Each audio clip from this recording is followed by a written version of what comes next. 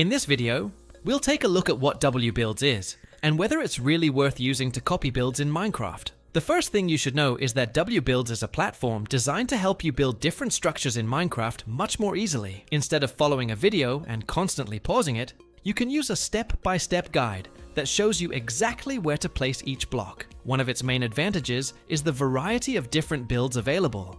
From houses and farms to much larger and more detailed structures. The guides also show you which materials you need to complete each build. Another useful feature is the ability to follow the build block by block, which is especially helpful if you're a beginner or simply want to build a complicated structure without having to keep watching a tutorial the entire time.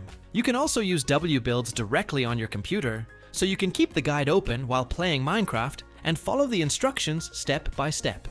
So, is WBuilds worth it? If you build a lot in Minecraft and want clear instructions, exact material lists, and an easier way to follow complex builds, it can be a very useful tool. On the other hand, if you only want to copy a build occasionally, the free version or tutorials available on YouTube may be enough for you. Overall, WBuilds is a good option for players who want a more guided and organized way to build in Minecraft, although its value will depend on how often you use it and whether you really need access to the full catalog.